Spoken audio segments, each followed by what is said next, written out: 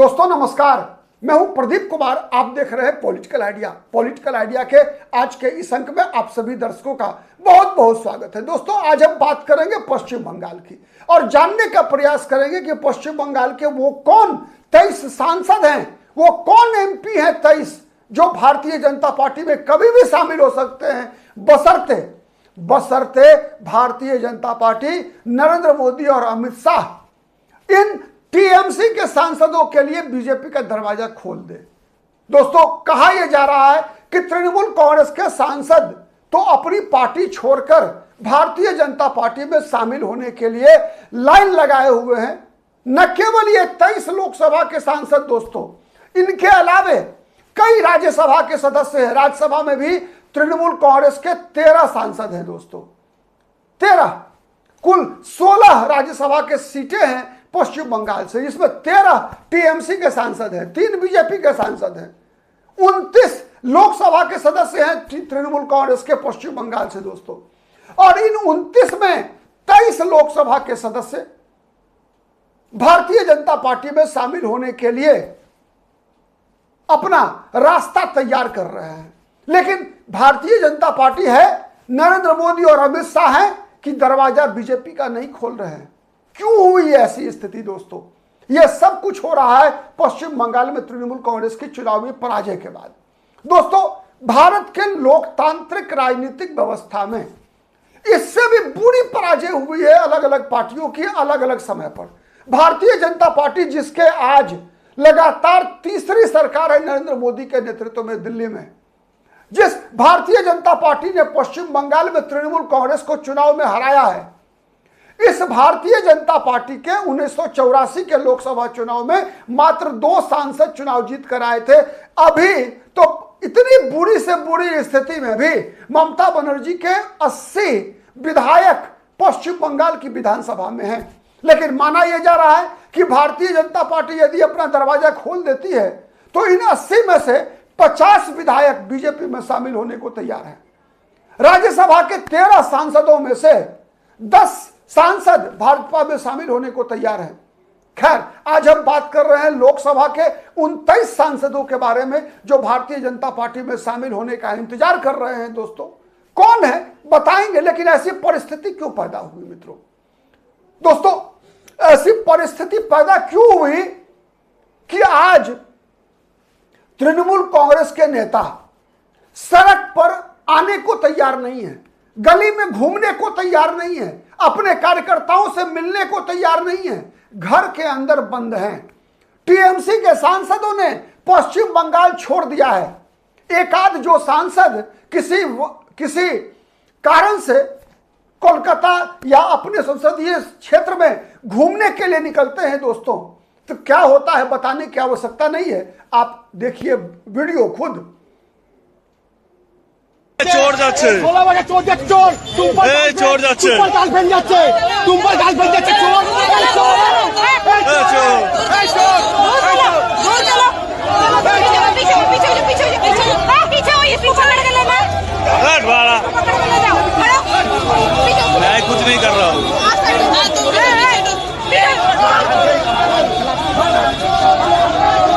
TMC के वरिष्ठतम सांसदों में से एक सौगत राय जहां जा रहे हैं वहां लोग नारेबाजी कर रहे हैं। क्या नारेबाजी कर रहे हैं आपने सुना।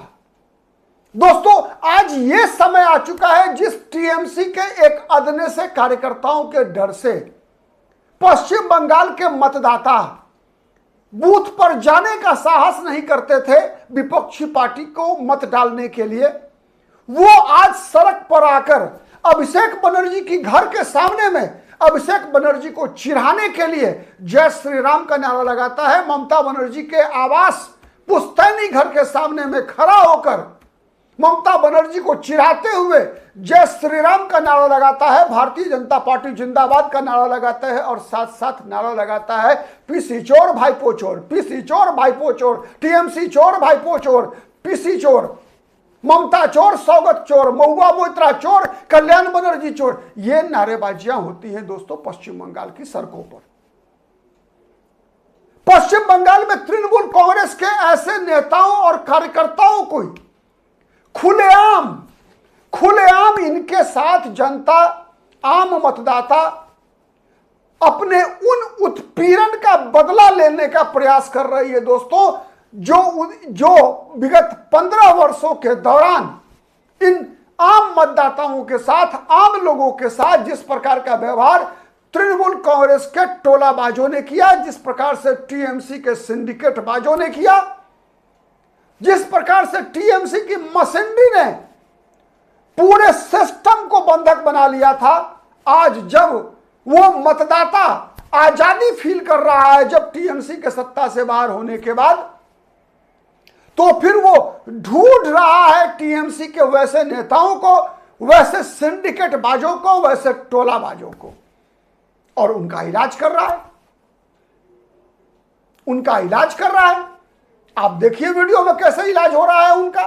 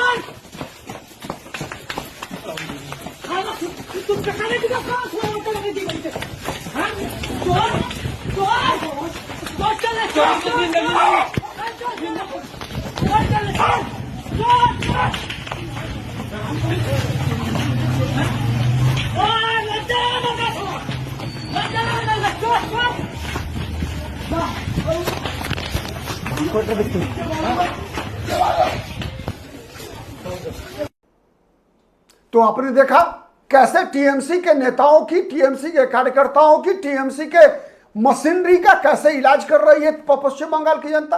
अब बताइए इस परिस्थिति में किस महुआ मोइत्रा को, किस कल्याण बनर्जी को, किस शत्रुघ्न सिन्हा और कीर्ति आजाद और यूसुफ पठान जैसे लोगों को हिम्मत है कि पश्चिम बंगाल की सड़क पर आकर जनता का सामना कर सके। दोस्तों, Mamata Banerjee undoubtedly, Mamata Banerjee was a fighter, Mamata Banerjee was a street fighter, Mamata Banerjee was called Agnikanya. जिस प्रकार की लड़ाई ममता बनर्जी ने सीपीएम के कुशासन के खिलाफ लड़ा था पश्चिम बंगाल में, वो मिसाल है। लेकिन सत्ता मिलने के बाद वही ममता बनर्जी सत्ता मद में इतनी अंधी हो गई जिसका परिणाम आज भुगतना पड़ रहा है पश्चिम बंगाल को। तो भुगता ही पश्चिम बंगाल ने 15 साल तक। अब तृणमूल कांग्रेस के नेताओं को, कार्यकर्ताओं को, विधायकों को यह भुगतना पड़ रहा है, इसकी कीमत अदा करनी पड़ रही है। आप बताइए कि जब अगला विधानसभा चुनाव 5 साल के बाद होगा, लोकसभा का चुनाव लगभग 3 साल के बाद होगा, तो ये तृणमूल कांग्रेस के जो ये 29 सांसद हैं लोकसभा में और 13 राज्यसभा में सांसद हैं, 80+ विधायक हैं पश्चिम बंगाल में, ये क्या करें? क्या करें? इनके पास विकल्प क्या है? यदि वो सड़क पर जाते हैं तो जनता क्या हाल कर रही है आपने देखा। घर में कितने दिन तक बैठे रहेंगे ये, और चूंकि राजनीति में है तो अगले चुनाव की चिंता है, अगले चुनाव की चिंता है कि अगला चुनाव वो लड़ेंगे कहां से, जीतेंगे कहां से। जब ममता बनर्जी जो कि मुख्यमंत्री थी आज से 10 दिन पहले तक, 15 दिन पहले तक दोस्तों, अभिषेक बनर्जी वो चेहरा पश्चिम बंगाल की राजनीति का जो कि ये खुलेआम देश के गृह मंत्री को धमकी दिया करते थे कि 4 मई को 12 बजे दिन के बाद तुम्हारा कौन बाप दिल्ली वाला आके बचाता है, ये धमकी बीजेपी के नेताओं कार्यकर्ताओं को दे रहे थे। अपने लोकसभा सीट डायमंड हार्बर के अंतर्गत आने वाले विधानसभा क्षेत्र फाल्ता के हिंदू मतदाताओं को अभिषेक बनर्जी धमकी दे रहे थे कि हम मतदान से पहले, परिणाम आने से पहले यहां विद्युत शवदाह गृह बनाएंगे, इसलिए कि 4 मई को जिनका हार्ट अटैक होगा उनको, इसी विद्युत शब्दागृह में उनका दहन होगा। दोस्तों, शब्दागृह में दहन किसका होता है बताने की आवश्यकता नहीं है। इतना बड़ा सांप्रदायिक भाषण देने वाला अभिषेक बनर्जी, जब फाल्टा में पुनर्मतदान हुआ तो न अभिषेक बनर्जी न ममता बनर्जी को यह हिम्मत हुआ दोस्तों कि जाकर एक जहांगीर खान के लिए सभा को संबोधित कर दे। आपने कभी सुना था कि भारत के राजनीतिक इतिहास में देश के किसी भी कोने में ऐसी चुनाव हारने वाली किसी पार्टी और किसी नेता के साथ ऐसा कोई व्यवहार हुआ हो? इस बार भी आप देखिए, तमिलनाडु में एमके स्टालिन की चुनाव में हार हुई है। केरल में वामपंथी, उसी वामपंथी जिसका 34 साल के कुशासन को समाप्त करके ममता बनर्जी 2011 में पश्चिम बंगाल में मुख्यमंत्री बनी थी। आज पिनराई विजयन के यहां ईडी की रेड हो रही है, लेकिन आम जनता लाठी लेकर नहीं ढूंढ रही है पिनराई विजयन को और एमके स्टालिन को, और एमके स्टालिन की पार्टी के नेताओं को, विधायकों को, कार्यकर्ताओं को। उनको चिढ़ाने के लिए उनके साथ नारेबाजी सड़क पर नहीं हो रही है। क्यों हो रहा है टीएमसी के कार्यकर्ताओं, नेताओं के साथ? बताने के लिए पर्याप्त है दोस्तों कि क्यों तृणमूल कांग्रेस में विद्रोह वाली स्थिति है। क्यों चुनाव परिणाम आते ही टीएमसी के जितने भी प्रवक्ता हैं, सब प्रवक्ताओं ने पार्टी छोड़ दिया। रिजू दत्ता से शुरुआत हुई थी। सांसदों की बात कर लीजिए दोस्तों, काकोली घोष दास्तीदार, बारासात की एमपी, सबसे पहले विद्रोह का बिगुल फूका इन्होंने। सबसे पहला विद्रोह का बिगुल काकोली दास घोष ने फूका। और अब तो बात यहां तक बिगड़ चुकी है दोस्तों कि टीएमसी के जितने पद पर थी काकोली घोष, हर पद से इस्तीफा दे दिया। इसके अलावा स्थिति ऐसी बन गई है दोस्तों काकोली घोष की कि केंद्र सरकार को अतिरिक्त सुरक्षा मुहैया कराना पड़ा है काकोली घोष को के लिए। इतना ही नहीं, काकोली घोष ने लोकसभा स्पीकर को लिख कर दिया है दोस्तों कि कल्याण बनर्जी का व्यवहार महिला सांसदों के साथ अपमानजनक होता है। आप समझ सकते हैं। टीएमसी के एक और सांसद है सुखंदु शेखर रॉय। उन्होंने कहा है कि आरजीकर मेडिकल कॉलेज की घटना के दौरान जिस प्रकार से तृणमूल कांग्रेस के शीर्ष नेतृत्व ने अभियुक्तों को बचाने का प्रयास किया, उसके कारण उनकी हार हुई है। दोस्तों, अनुमान लगाइए आप, महिला मुख्यमंत्री, एक महिला डॉक्टर के साथ इतना विभत्स घटना घटती है, और उसके बाद महिला मुख्यमंत्री की संवेदनहीनता। जब महिला मुख्यमंत्री कहती है कि महिलाओं को देर शाम घर से बाहर नहीं निकलना चाहिए। अब बताइए, एक डॉक्टर मेडिकल कॉलेज में कि पीजी किए डॉक्टर है, अब उसके बारे में कह रही है महिला मुख्यमंत्री कि इनको सड़क पर नहीं निकलना चाहिए। आप कल्पना कीजिए। आप दोस्तों, ममता बनर्जी महिला मुख्यमंत्री के कार्यकाल में संदेश खाली जैसी घटनाएं घटती है।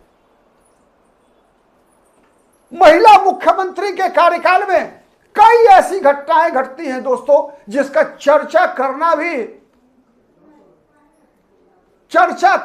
भी दुष्कर है दोस्तों, मुश्किल है। लेकिन ये हुआ, ये सच्चाई है। और यही कारण है दोस्तों कि तृणमूल कांग्रेस में रहने को अब कोई तैयार नहीं है। दिक्कत एक ही है इन टीएमसी के सांसदों के साथ और विधायकों के साथ। एक ही दिक्कत है कि भारतीय जनता पार्टी ने अभी अपना दरवाजा बंद करके रखा है। क्यों? उसके भी कारण है दोस्तों, उसके भी कारण है। उसके कारण यह है दोस्तों कि 2021 के विधानसभा चुनाव में भारतीय जनता पार्टी ने तृणमूल कांग्रेस के कई नेताओं को अपनी पार्टी के टिकट पर चुनाव लड़वाया था। तो पश्चिम बंगाल के मतदाताओं की बीजेपी से यह शिकायत थी कि केवल पार्टी बदला हुआ है, चेहरा तो वही है, वही बदनाम चेहरा है तृणमूल कांग्रेस वाला। वही चेहरा है जो कभी तृणमूल कांग्रेस के नाम पर गुंडागर्दी, रंगदारी, हफ्ता वसूली किया करता था। आज वो बीजेपी का चोला ओढ़कर हमारे सामने है, तो हम कैसे इसको वोट दें? सवाल सही था, सवाल गलत नहीं था, और इसकी कीमत बीजेपी को अदा करनी पड़ी। इसीलिए इस बार भारतीय जनता पार्टी बहुत ही फूक फूक कर कदम रखने के मूड में है। ऐसा नहीं है कि भारतीय जनता पार्टी इन सांसदों को पार्टी में शामिल नहीं करना चाहती। भारतीय जनता पार्टी में अगर ये सांसद शामिल होते हैं तो नरेंद्र मोदी की सरकार को बहुमत मिल जाएगा, अपने बलबूते पर मिल जाएगा। आज जो निर्भरता है थोड़ी बहुत अपने सहयोगियों पर, वो निर्भरता खत्म हो सकती है। 40 में 23 जुड़ जाएंगे तो ये 63 तक आंकड़ा पहुंच जाएगा दोस्तों। लेकिन जिस भरोसे के साथ पश्चिम बंगाल की जनता ने भारतीय जनता पार्टी को यह बहुमत सौंपा है, पश्चिम बंगाल में जिस भरोसे पर शुभेंदु अधिकारी से अपेक्षा कर रही है पश्चिम बंगाल की जनता की, शुभेंदु अधिकारी इस भरोसे पर खरा उतरेंगे। उस भरोसे को बना कर रखने के लिए भारतीय जनता पार्टी ने अभी अपना दरवाजा बंद करके रखा है कि नहीं, पहले हम स्क्रूटनी करेंगे इन 23 सांसद जो बीजेपी में शामिल होने वाले हैं, उनकी स्क्रूटनी करेंगे, उनकी विश्वसनीयता परखेंगे कि क्या इनके विचार में परिवर्तन आया है, कि क्या इनका चाल और चरित्र भी बदल सकता है। यदि ये सांसद अपना चाल चरित्र बदलने का भरोसा दिलाएंगे नरेंद्र मोदी अमित शाह को, तभी इनको भारतीय जनता पार्टी में एंट्री मिलेगी। क्योंकि बीजेपी ने जिसे अपना मुख्यमंत्री बनाया है पश्चिम बंगाल में, वो टीएमसी की, ममता बनर्जी की और ममता बनर्जी की पार्टी के ये जितने भी सांसद हैं दोस्तों, जिन 23 सांसदों के बारे में मैं नाम बता रहा हूं आपको दोस्तों, आपकी चिंता होगी कि अब तक मैंने नाम नहीं बताया आपको, तो उसका नाम भी बता रहा हूं दोस्तों। 29 कुल सांसद हैं, जिसमें 23 भारतीय जनता पार्टी में शामिल होने को तैयार हैं, कह सकते हैं आप। केवल दरवाजा खुलने का इंतजार है। एक बार दरवाजा खुलेगा, देखिएगा आप, धक्का मुक्की करके सब घुसेंगे बीजेपी में दोस्तों। केवल मैं अगर 29 सांसद है टीएमसी के, मैं 23 का नाम बताऊं, उससे बेहतर है कि मैं ये बता देता हूं कि कौन 6 ऐसे हैं जो भारतीय जनता पार्टी में अब तक नंबर नहीं लगाया है इन लोगों ने। और नंबर क्यों नहीं लगाया है उसका भी कारण मैं बता देता हूं पहले। इसलिए ये इन लोगों ने नंबर नहीं लगाया है कि अगर ये लोग बीजेपी में नंबर लगाएंगे तो लौट कर जब जाएंगे ना, तो इनको वोट देने वाले जो लोग हैं इनकी पिटाई करेंगे। इन 6 में से 5 हैं मुस्लिम कैंडिडेट। जहांगीरपुर लोकसभा सीट से खलीलुर रहमान, बहरामपुर के यूसुफ पठान खैर गुजरात भाग जाएंगे, अपना कोई अंतर नहीं पड़ता है। मुर्शिदाबाद के सांसद हैं अबू ताहिर खान, हाजी नूरुल इस्लाम है बसीरहाट के सांसद, और सजदा अहमद हैं उलुबेरिया के सांसद। और छठा को नहीं जानत है जग बंगाल में नाम तुम्हारा, भाईपो पीसी के भाईपो, दत्तक पुत्र ममता बनर्जी के अभिषेक बनर्जी छठे हैं। तो ये 6 के अलावे दोस्तों जो 23 हैं, जगदेश बसोनिया, कूच बिहार, महुआ मोइत्रा, सब नंबर लगा हुआ है दोस्तों। पार्थ भौमिक, सौगत राय, जिनको देखा अभी आपने, पीसी चोर, टीएमसी चोर, सौगत चोर, भाईपो चोर हो रहा है। काकोली घोष दास्तीदार, प्रतिमा मंडल, सायोनी घोष, आंखों में काबा, सर पे मदीना, ठीक है, ऐसे सभी। माला राय, सुदीप बंधु माला राय वो सांसद हैं दोस्तों जो ममता बनर्जी के गृह क्षेत्र कोलकाता दक्षिण की सांसद है। सुदीप बंदोपाध्याय ममता बनर्जी के सर्वाधिक नजदीकी। दोस्तों राजनीति में कोई संबंध नहीं होता, याद रखिएगा, कोई संबंध नहीं होता। अभिषेक बनर्जी भी इसलिए ममता बनर्जी के साथ है चूंकि अभिषेक बनर्जी के पास कोई विकल्प नहीं है। आज ममता बनर्जी की यह स्थिति जो हुई है दोस्तों, इसमें 90% भूमिका अभिषेक बनर्जी की है। तो सुदीप बंदोपाध्याय, प्रसून बनर्जी, कल्याण बनर्जी, रचना बनर्जी, मिताली बेग, दीपक अधिकारी, कालीपारा सोरेन, झारग्राम, जहां झाल मुढ़ी खाई थी प्रधानमंत्री ने, आपको याद होगा दोस्तों, ठीक है। मिताली बेग, दीपक अधिकारी, कालीपारा सोरेन, जून मालिया, अरूप चक्रवर्ती, शर्मिला सरकार, कीर्ति आजाद, शत्रुघ्न सिन्हा, असित कुमार मल, शताब्दी राय, ये सब चेहरे हैं। अब बताइए आप, ये सब नंबर लगाए हुए हैं, लेकिन अब बताइए इस शत्रुघ्न सिन्हा, कीर्ति आजाद, ऐसे लोगों को बीजेपी कैसे ले सर अब पार्टी के अंदर शामिल करे? आप बताइए। महुआ मोइत्रा, कल्याण बनर्जी, ऐसे लोगों को बीजेपी शामिल करेगी कभी? मुझे तो नहीं लगता। लेकिन ये लोग सब नंबर लगाने वाले लोग हैं। ये लोग कोई देखे दोस्तों, ये जितने भी लोग हैं ना, कोई विचारधारा आधारित राजनीति करने वाले लोग नहीं है। इनकी कोई विचारधारा नहीं है। कल को ममता बनर्जी जब अटल बिहारी वाजपेयी की सरकार थी, बीजेपी के साथ थी। जब वाजपेयी चुनाव हार गए तो मनमोहन सिंह के साथ थी ना। जब कम्युनिस्ट पार्टी को हराना था तो कांग्रेस के साथ गठबंधन किया। जब कम्युनिस्टों को हरा दिया तो कांग्रेस को तोड़ दिया था ना। जब मतलब कांग्रेस की सहायता से वामपंथियों को हराया, और जब वामपंथी हार गए तो कांग्रेस को तोड़ दिया। आधा निगल गई कांग्रेस, आधा बाहर फेंक दी। तो यह ममता बनर्जी की कोई विचारधारा नहीं है। ममता बनर्जी की एकमात्र विचारधारा वोट बैंक की राजनीति, सत्ता की राजनीति। तो ममता बनर्जी से जुड़े हुए ये जितने भी लोग हैं 29 के 29, दोस्तों मैं बताया ना आपको, अगर ये 5 भी जो मुस्लिम सांसद भी हैं, अगर इनको ये डर नहीं रहे कि इनके वोट देने वाले जो मतदाता थे, जिन्होंने वोट देकर इनको जिताया था 2024 में, अगर इनको सुरक्षित छोड़ देगी तो ये सब भी बीजेपी में शामिल हो जाएंगे। लेकिन चूंकि इनको मतदाता इनके जिन्होंने वोट दिया है वो छोड़ेंगे नहीं। वैसे ही जैसे बीजेपी, मुझे नहीं लगता किसी भी कीमत पर शत्रुघ्न सिन्हा, कीर्ति आजाद, महुआ मोइत्रा, कल्याण बनर्जी, सौगत राय, सुदीप बंदोपाध्याय जैसे नेताओं को छोड़ेगी। मुझे नहीं लगता कि नरेंद्र मोदी और अमित शाह की जोड़ी, शुभेंदु अधिकारी इन लोगों को छोड़ने वाले हैं, दिलीप घोष इन लोगों को बकसने वाले हैं। मुझे नहीं लगता। आपको क्या लगता है कमेंट करके बताइएगा। आज के लिए इतना ही, फिर मुलाकात होगी किसी अन्य मुद्दे पर। तब तक के लिए नमस्कार।